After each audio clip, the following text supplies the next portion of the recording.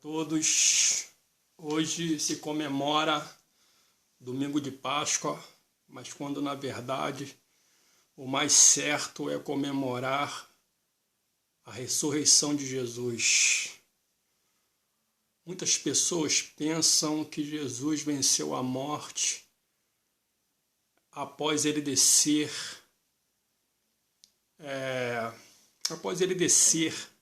à terra e então ele vir a ter vida diante dos homens, mas Jesus venceu a morte antes disso tudo acontecer, muito antes dele ressuscitar, ele já tinha vencido a morte. A grande verdade é que Jesus venceu a morte quando ele ressuscitou o filho da viúva à beira do caminho. Jesus venceu a morte quando ele ressuscitou a filha de Jairo, e Jesus venceu a morte quando ele ressuscitou Lázaro do túmulo. E as pessoas acham que Jesus, ao ressuscitar, ele venceu a morte, mas isso bem antes ele já tinha brandado que ele já tinha vencido a morte. Porque vencer a morte é você trazer uma pessoa à vida. Jesus apenas dormiu no túmulo, visitou o trono de Deus Pai, visitou a mansão dos mortos e ele ressuscitou hoje, ao terceiro dia, conforme ele tinha dito. Ele tinha pregado em Jerusalém, diante dos sacerdotes. Jesus tinha dito: derruba esse templo que eu o construirei em 3 dias. Os sacerdotes, sem entender, pensou que Jesus estava mandando derrubar as colunas das sinagogas. E eles duvidaram. Isso aqui levou mais de 40 anos para ser construído. Quando a pessoa não entende uma parábola, quando as pessoas não entendem línguas estranhas, que Jesus falava em línguas estranhas, muitas pessoas não entendem o que é isso. É você falar a verdade sem que as pessoas percebam, sem que elas saibam para que está sendo direcionado. Então Jesus falava desse jeito. Ele chamava as pessoas a atenção, ele falava em parábolas sem que os outros percebessem, mas tinha um direcionamento. A palavra dele tinha um direcionamento. Então, como eu estava dizendo, Jesus já tinha vencido a morte bem antes dele descer à sepultura. Então, Jesus visitou o Pai. Foi o Pai que deu a ordem para que ele viesse e trazesse as boas novas na terra. Tá? Para que ele trouxesse as boas novas. As boas novas é: nós temos Jesus na terra. Jesus vive. Ele reina aqui na terra e reina nos céus, andando em cima das nuvens. Então Jesus, hoje se comemora a ressurreição de Jesus, a Páscoa. Então, falando nisso, falando em profecias, deixa eu falar para você que quando eu prego aqui que mulher é abençoada, às vezes as pessoas não entendem por que eu falo que mulher é abençoada. Jesus, no seu túmulo, foram 3 mulheres para levar bálsamo para poder ungir o seu corpo. Foi Maria e 2 amigas delas. Ao terceiro dia, chegando lá, encontraram o túmulo aberto. Só que Jesus falou com elas e elas não reconheceram. Mulher, por que procura dentre os mortos aquele que está vivo? E elas não reconheceram.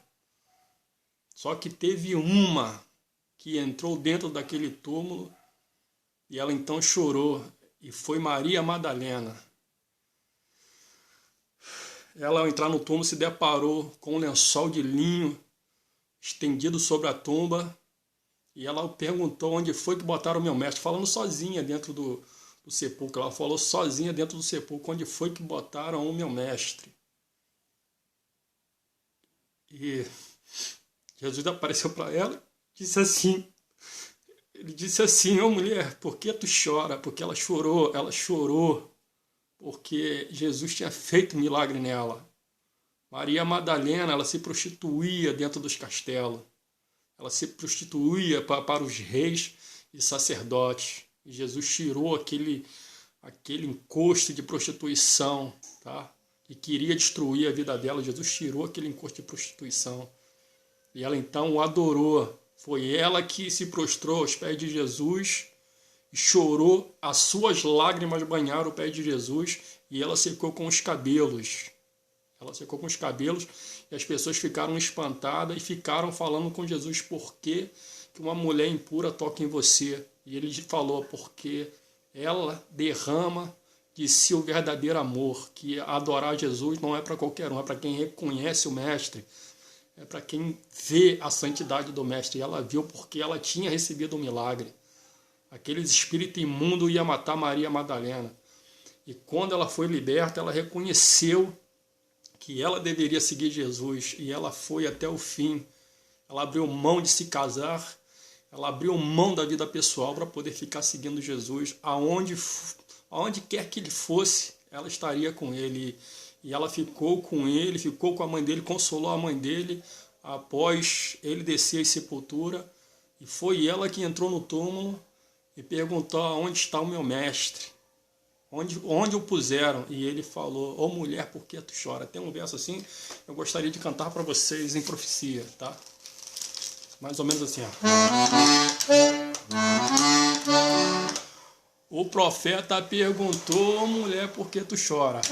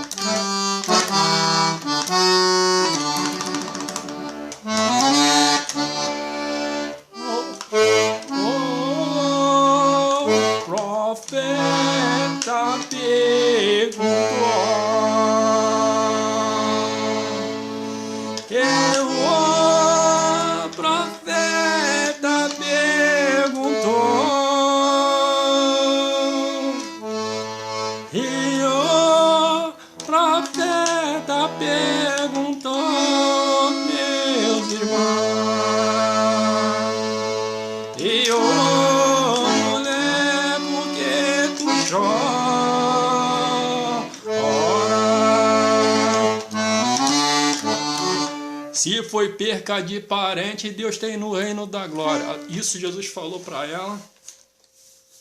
E ela, não reconhecendo a voz de Jesus, ela disse: quem falas comigo? Ele disse: Maria Madalena, não reconhece seu mestre? Ele pro lado de fora, ela ali só tinha escuridão, porque dentro do túmulo você só vê escuridão.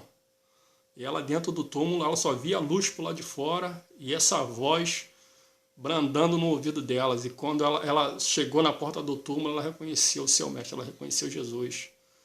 Então ele perguntou: mulher, por que tu chora? Então quando eu falo que mulher é sagrado, cara, é porque a mulher, ela tem contato com o nosso Deus desde o princípio.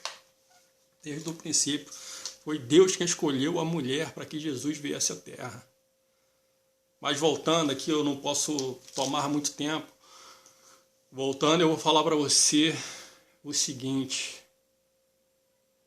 comemoramos hoje o renascimento, praticamente o renascimento, é a ressurreição de Cristo.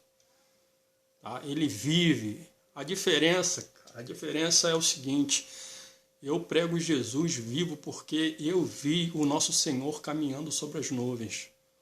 Tá? Não estou aqui desmerecendo, não estou desmerecendo outras religiões, mas eu sei que eles têm fé, eu sei que eles acreditam, mas eles acreditam num Deus pregado numa cruz, num Deus em sofrimento, num Deus que verte as suas lágrimas em sangue, que está morto pregado numa cruz. E o meu Senhor, não, eu conheci o meu Senhor caminhando sobre as nuvens. Então, as boas novas para mim é pregar Jesus vivo, eu sempre preguei Jesus vivo.